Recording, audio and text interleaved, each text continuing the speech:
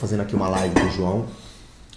João Tambor é teu nome inteiro, João? João Tamborindeg Fernandes. Tamborindeg. Aí Tamborindeg ficou tamborim, do tamborim passou pra tambor. Eu chamo ele de João Tambor. E o João, a gente se conhece já há quanto tempo, João? Uns anos, né? Uns anos. 5 anos já. Já há um tempo. E o João, ele faz coisas que eu gosto muito. Ultimamente ele se especializou. Quanto tempo já faz que você é coach? Foi 2017. Antes eu já era coach esportivo, né? Mais coach de desenvolvimento pessoal, 2017. No coach esportivo você fazia um treinamento de paraquedismo? Isso, Me conta aí um pouquinho disso. Vamos lá, assim, eu era instrutor de paraquedismo, né? Tenho formação em educação física, o que ajudou bastante. Você é educador físico? Tem educador físico, coach de paraquedismo. Isso, aí eu virei instrutor de paraquedismo, instrutor para quem nunca saltou, né? Vai lá e ensina a pessoa a saltar.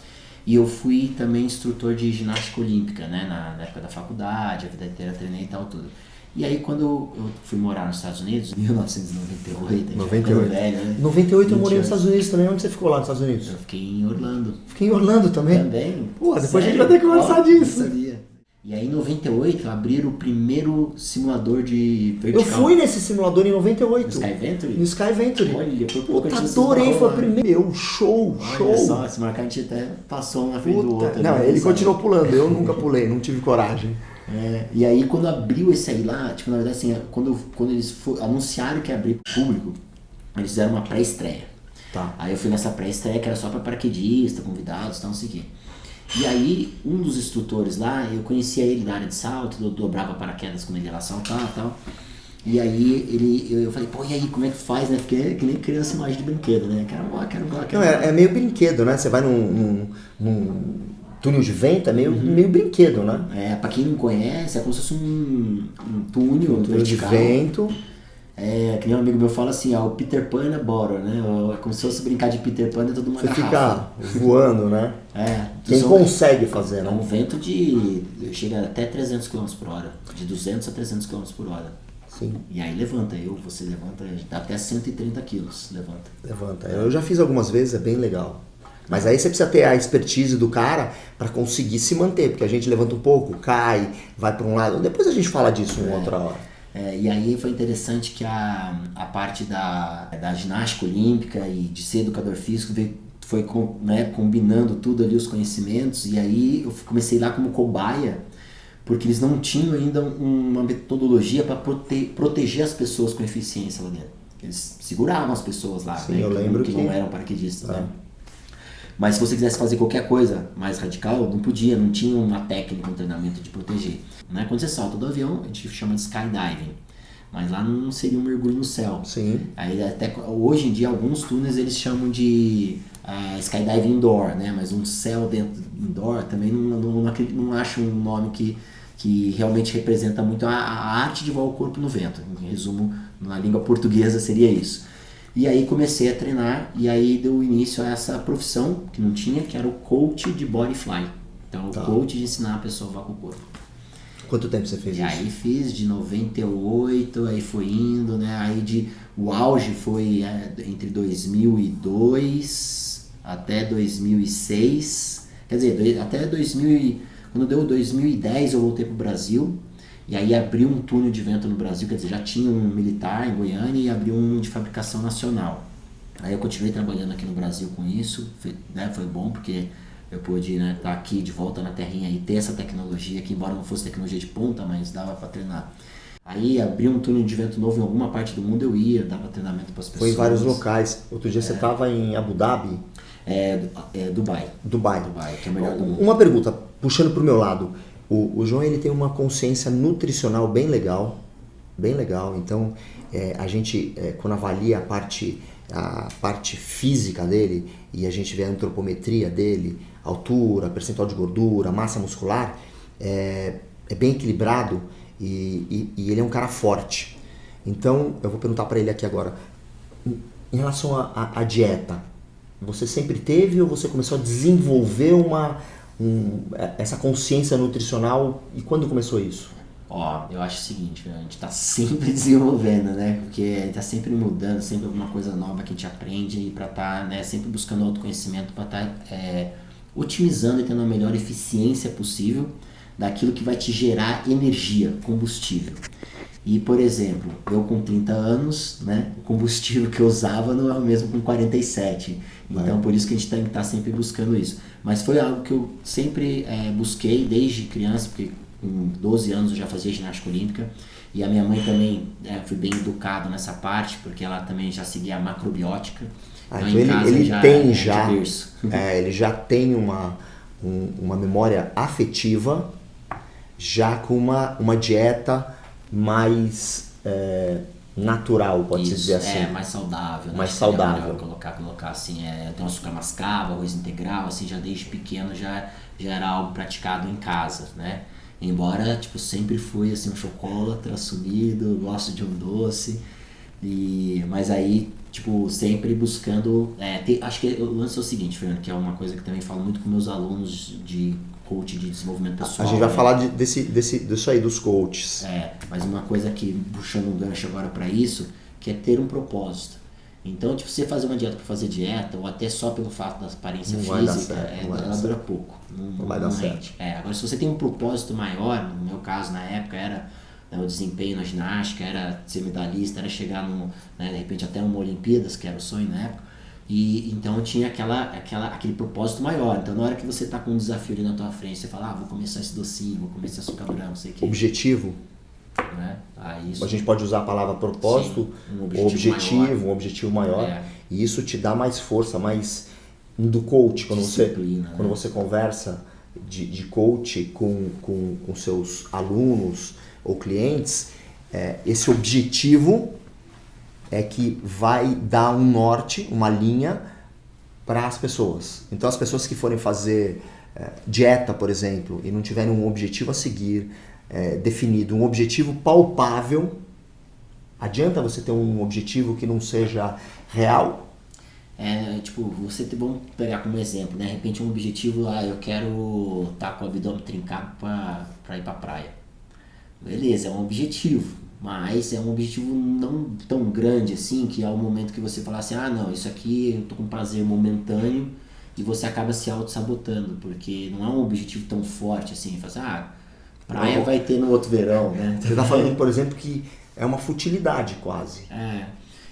Eu acho que, por exemplo, varia de pessoa para pessoa. De repente, se a pessoa quer falar assim, eu quero ter um core forte, porque eu não quero ter dor na coluna, eu quero praticar uns esportes de ação, quero fazer um kitesurf, quero surfar, quero fazer... E aí isso acaba agregando um objetivo maior e tendo o abdômen trincado como consequência, né? Agora, se só ter o abdômen trincado, porque você vai ficar com o abdômen trincado, você usa camisa a maior parte do tempo, então não vai ser um objetivo tão grande assim, né? E esse abdômen trincado, teoricamente, vai ser só enquanto você estiver fazendo a exposição do abdômen. Ou seja, vai ser num verãozinho, numas férias. Na praia, na piscina, naquele contexto ali. Acontece muito isso em relação à dieta. A pessoa atinge um objetivo, faz o que ela tem que fazer, vai no evento, na festa. Uma mulher vai casar, vai na festa, emagrece, dia seguinte já está no dia, né? Já engordando e isso você fala no treinamento do coach. No treinamento do coach, o que a primeira coisa é a gente mas, antes da gente chegar no coach, vamos só para fechar o coach esportivo, né? Aí o coach esportivo, então a minha paixão começou ali, né, de voar e sempre já também buscando a alimentação saudável para estar com esse objetivo de estar performando melhor, né, no esporte. E aí, do coach esportivo, eu percebi que quando a pessoa está diante de uma situação de extremo risco, no caso de saltar de um avião, ou até mesmo quando está voando no túnel de vento, porque você está sem o pé no chão, né? É que no túnel de vento a gente não sente que está num extremo risco. Mas você sai do teu ambiente natural, né? Você não está com o pé no chão, fisicamente falando. Né? É verdade. Então, mas não dá aquele medo, né? Não dá, mas ativa o sistema de sobrevivência ali, o que a gente chama de fuga e luta, né? Ativa. Não... Fuga e luta, cortisol. Eu gosto muito dessa brincadeira do cortisol. Mas está uma pauta para um próximo vídeo. Onde a gente vai falar dessa brincadeira. Aliás, Fernando, até fazendo gancho, tô vendo que já tem bastante gente na nossa live ali, ó. E quem quiser, sugestões para os próximos vídeos, para deixar no canal do Fernando, ou, né, da Moai e tal, Coloca aí, né? Qual que é o teu canal mesmo? Moai Life, né? Life é vida em inglês. Então, MOAILIFE. Legal. Life. Inclusive, se o pessoal quiser fazer alguma pergunta, alguma coisa a respeito do tema, pessoal, manda aí alguma pergunta e se der eu vou tentar ler pra gente ir falando a respeito. O que eu vou tentar desenvolver aqui com o João? O João é um cara que salta de paraquedas. Ele tem uma performance dentro do paraquedismo bem interessante. Ele é instrutor de paraquedismo há muito tempo. E dessa vivência dele, praticamente como atleta, ele desenvolveu alguns gatilhos mentais, que é o que eu quero puxar dele, conversar com ele. E ele tenta passar esse entendimento dele no coach de crescimento pessoal. Isso. E eu sei que ele estuda bastante esse lado, e eu quero que ele fale um pouquinho disso. Por quê? O que eu gosto é que essa pegada mental, ela tem tudo a ver com a nossa parte física. Você não consegue realmente fazer um desenvolvimento mental sem você estar bem fisicamente. Uma coisa puxa a outra. É isso que eu quero conversar com o João. Vamos ver, eu quero que ele fale a respeito desse treinamento mental. Você tem alguns cursos na internet disso, não tem? Sim, tem até um quanto a colega de medicina, a Sayuri, né? Doutora Sayuri Tikawa. E a Marcela, que faz pós-neurociência, e ela também é uma treinadora também. Ele tem uma equipe multidisciplinar falando e pensando a respeito disso. Que é o equilíbrio corpo, mente e energia, né? E é muito interessante, muito legal. Eu tenho certeza que vocês já tenham esse entendimento. Todo mundo percebe que precisa da integração, mas o João já tem essa experiência, essa expertise. E ele citou 2 pessoas que têm currículo e know-how na parte fisiológica também e mais. A sua terceira colega eu não conheço, mas a Sayuri, a doutora Sayuri, ela também tem uma parte física também diferenciada em relação às mulheres, igual o João. O João tem uma diferenciação física também muito interessante. A Sayuri, como médica, também tem essa diferenciação. Então, ela tem uma pegada mental também já diferenciada. Eu queria que o João falasse um pouquinho disso. Tá, beleza. Os 3 são paraquedistas, né? Então isso é Verdade. Interessante também. A Sayuri eu sei que é maluca, viu? Se algum dia ela vê, maluca. O que ela fala que faz, o João é outro. Acho que nem é a questão do paraquedismo em si, mas é a questão de estar exposto aos extremos, né? Que é tipo, realmente sentindo ali o cortisol batendo, a adrenalina. Um dia ele fala dos acidentes que ele já teve, tá? Dos extremos. E aí isso foi uma coisa que até, tipo, depois de anos, né, trabalhando como coach esportivo, foi o que me despertou muita paixão pelo fato de que quando a gente salta com a pessoa, por mais que ela esteja tecnicamente habilitada e com os conhecimentos que a gente passou ali do técnico esportivo, da parte do paraquedismo, como voar com o corpo, o que realmente pegava era se a pessoa tinha na hora que batia o perigo mesmo, a hora que o mindset dela, né, na hora que acessava ali o módulo de sobrevivência, o fuga e luta, que a gente vai fazer um vídeo depois em detalhes, outro momento, mas a hora que acessava esse módulo, ela se transformava. Então, às vezes, você tinha uma menina toda magrinha que, saía sorrindo e mandava ver, né? E às vezes você tinha um cara 2 metros de altura, fortão pra caramba, falava grosso, mas na hora travava e ficava sem reação, ou gritava que nem uma menininha, né? Então, tipo, varia muito por pessoa. Então eu comecei aí, fui buscar, fiz curso de programação neurolinguística, hipnose, life coach, coach executivo, coach de psicologia positiva, enfim, mergulhei nesse universo, né, de treinamento e coach de desenvolvimento pessoal. E aí que a gente viu que o mais importante é trabalhar essa parte holística, né, da pessoa, que não adianta só trabalhar o corpo, não adianta só trabalhar a mente, não adianta só também na parte isso eu não tinha falado, vamos lá. Mas agora uma parte legal, vamos ver o que ele fala aqui dessa parte holística, energética, para quem acredita. Então, vamos lá. Quando a gente fala de energia, vem muita coisa na cabeça, né? Vem tanto tipo a parte mais esotérica e tal, quanto vem tipo a gente falar de energia mesmo, né? Tipo entre os nossos neurônios e tal, isso você pode até explicar melhor. A gente tem uma parte energética, o final dela seria ATP, por exemplo. Então, como os nutricionistas pensam muito no que você vai comer, como vai ser sua digestão, como é que esse nutriente vai chegar para a célula, quais são os nutrientes que vão chegar para a célula e como que a célula vai fazer toda a sequência para conseguir o ATP. Se é uma glicose anaeróbia, uma glicose aeróbia, uso de lactato, se vai ser toda uma parte bioquímica. Então essa parte bioquímica é uma das coisas que você está falando, essa Também. Energia. Mas tem uma outra energia que você está querendo...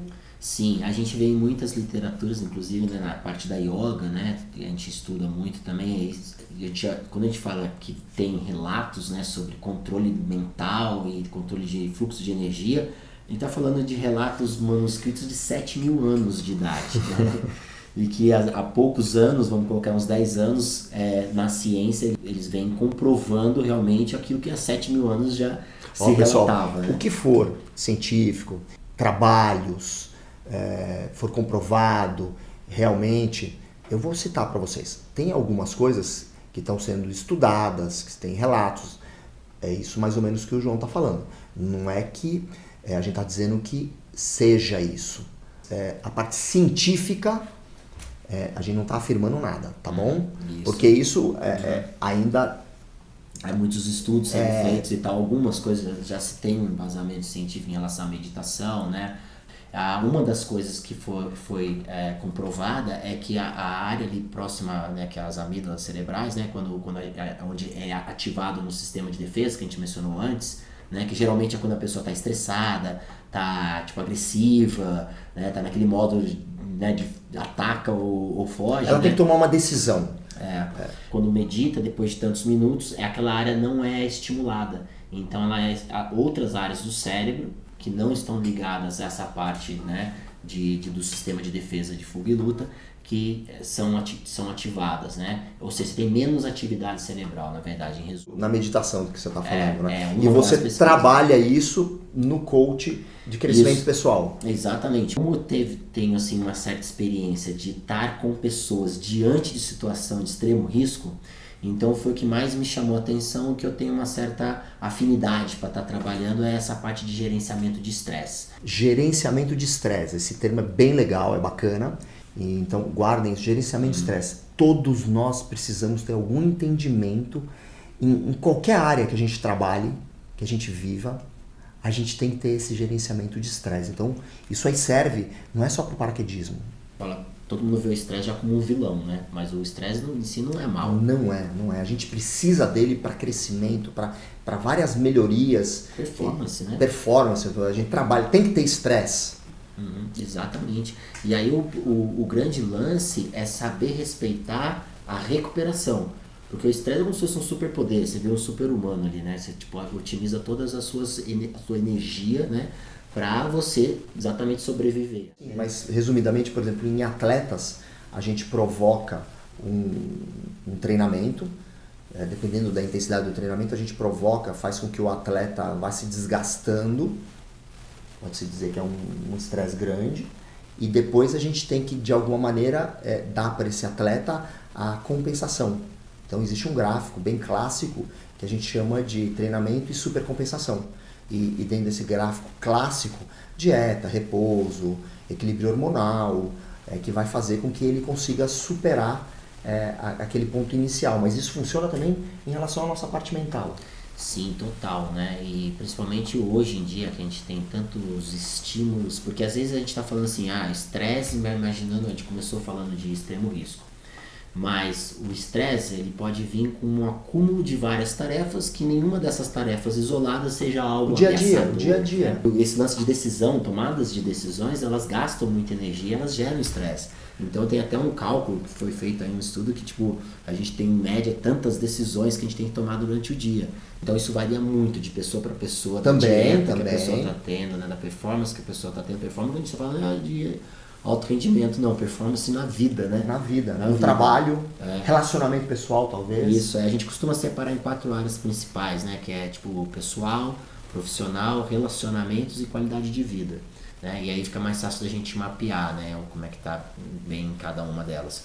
Isso, essas 4 áreas você mapeia para ver como é que está O nível de satisfação, para daí ter uma noção de que a pessoa está tendo um desequilíbrio, né, maior. Bom, e aí em resumo, Fernando, essa parte de gerenciar o estresse, então, tipo, às vezes até a parte de gerenciamento de tempo para ver o nível de prioridade das tarefas que você tem que fazer, então as menos importantes você não dá tanta atenção, não queimar tanta energia, se importar menos com as coisas que você não tem controle. Então, por exemplo, Mas isso é muito difícil, né? É muito desafiador, por isso que a gente tem toda uma metodologia. Muito difícil você conseguir ver o que realmente você não tem controle. Então, geralmente essas nuances, eu estou falando nessa parte, eu estou falando mais ou menos como um leigo, né? Uma pessoa que não tem entendimento que ela não tem controle naquilo, despiroca a cabeça da pessoa. Vou dar um exemplo bem simples e prático que a minha parceira, a Marcela Prado, gosta desse exemplo, num dos desafios. Nesse curso que a gente tem online, ele é um curso online em formato de desafio. E aí, cada semana a gente trabalha uma coisa e uma delas é essa parte de identificar o que tem e o que não tem controle.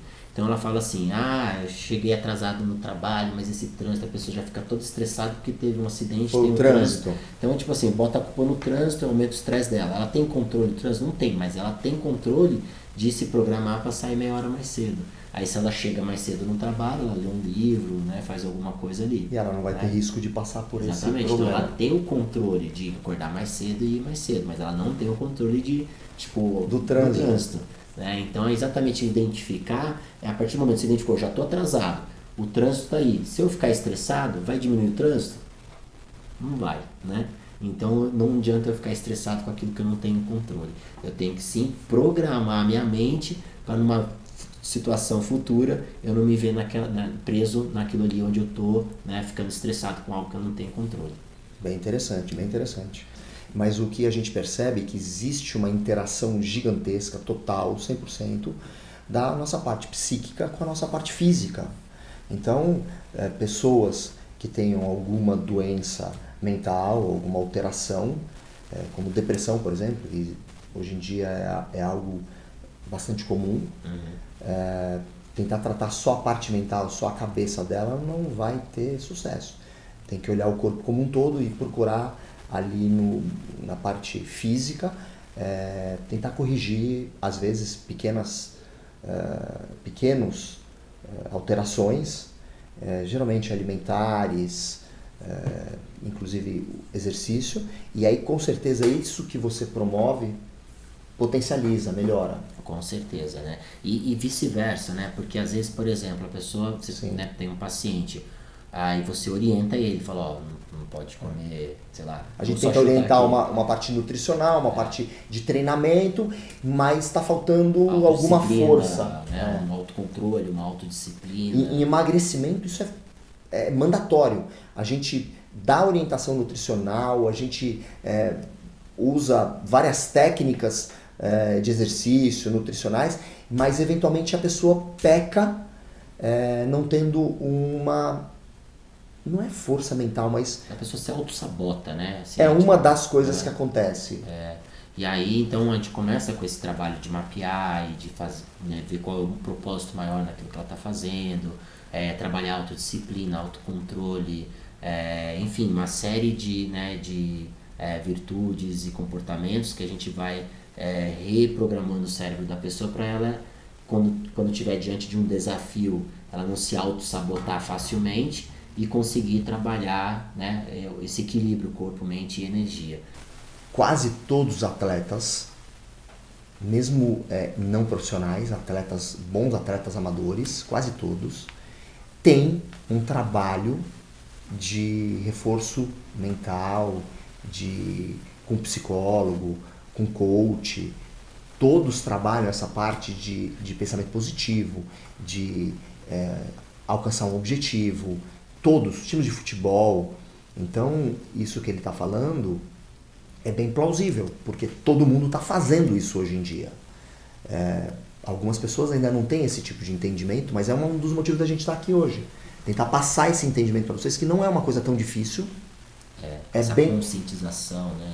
E é alguma coisa alcançável para nós que não somos atletas ou queremos performance grande. é palpável isso. A gente consegue ver e sentir o resultado, né? Em curto período de tempo. Curto período de tempo. É lógico que não é mágica também, né? Não é mágica, vai variar de pessoa para pessoa. Sim.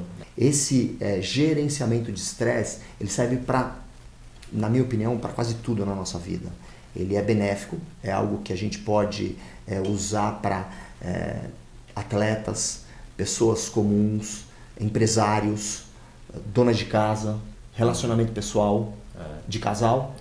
Também, né? Porque às vezes no relacionamento uma pessoa estressa tanto a outra e às vezes você fica botando a culpa na outra, não assume a autorresponsabilidade, não gerencia o seu estresse e acaba entrando naquele ciclo, né? A gente precisa gerenciar o estresse. É o estresse que vai ajudar a gente a crescermos, a chegarmos a lugares interessantes, pode-se dizer assim, tanto fisicamente quanto mentalmente. A gente precisa gerenciá-lo e não fugir do estresse. Na verdade, temos que fugir de algumas coisas que nos estressam, que são ruins, mas não dá para fugir de tudo. A gente tem que gerenciar. É mais ou menos isso que... Isso aí. Gerenciar onde você vai estar colocando a atenção, a sua energia, né? Sua atenção, a sua energia. E aí otimizar os melhores resultados de acordo com o que você age ali no dia a dia. Por que eu chamei o João para fazer essa live comigo? Porque isso que ele está falando, ele aplica na vida dele. Ele tem uma história inclusive de acidente, onde ele teve uma... Eu vou resumir rapidamente por causa do tempo, mas para um outro vídeo a gente vai falar sobre esse acidente especificamente. Mas ele teve um acidente que foi grave, ele teve fraturas. 7 fraturas. 7 fraturas. E a recuperação dele foi algo de impressionante. Foi algo fora do normal. Bem interessante. Eu como ortopedista, tratei dele, eu ajudei dele. A minha intervenção foi muito pequena. A cabeça dele e o corpo reagiram. Dá para ver que ele pratica isso. Tanto a alimentação, a memória muscular dele, a composição corporal, como foi o entendimento dele durante o acidente é muito interessante. Como ele conseguiu agir dentro do momento de estresse maior, também é algo que a gente... quando ele me contou e começou a descrever, foi fantástico. Então eu percebi que ele usa isso de verdade, em benefício próprio, e funciona de uma maneira interessante, que vale a pena vocês procurarem no... Se eu tivesse, você até de repente deixa o link aqui no vídeo, quem estiver vendo esse vídeo no YouTube, pode ver o acidente. Então, essa atitude mental, esse gerenciamento do estresse é palpável, salva vidas. Então, eu espero que vocês tenham gostado. Acho muito interessante isso. Espero que vocês façam perguntas para a gente ao longo dos dias, podermos conversarmos a respeito. Desse vídeo a gente vai tentar ainda puxar outras coisas, o cortisol, que é a luta e fuga, o acidente, como ele pensou dentro do acidente, uma interação entre a mente e a parte física, e essa parte física tem muito a ver com o que a gente come e com como que nós processamos esse alimento. E eu, falando disso de processamento de alimento, eu não acho que exista algo fechado em relação à dieta. Eu acho que cada um pode fazer uma dieta saudável, um pouquinho diferente, e ter bons objetivos. Não gosto de lacrar nada, existem várias dietas legais, interessantes para determinadas pessoas. Eu acho que o importante, né, Fernando, é de acordo com o teu objetivo do momento, qual vai ser a dieta mais eficiente. Exatamente, a que você consiga fazer. Consiga fazer. Porque não adianta você botar a dieta perfeita, a pessoa, é impossível de fazer. Que a gente consiga. Isso tem a ver com treinamento físico, dieta, tem a ver com a parte mental. Nesse gerenciamento de estresse, é uma coisa que vai ser de pessoa para pessoa, né? Total, né? Você já percebeu que o rendimento é diferente de uma pessoa para outra? Nossa, total. E tipo, às vezes você muda um item na tua dieta, você já consegue perceber, né, dependendo da pessoa. Pessoal, espero que vocês tenham gostado. Deixem os comentários e sugestões. E até quando não gostaram de alguma coisa, escrevam, a gente poder responder, entender. Bom, Fernando, gratidão pela Valeu, participação pessoal, valeu. aí.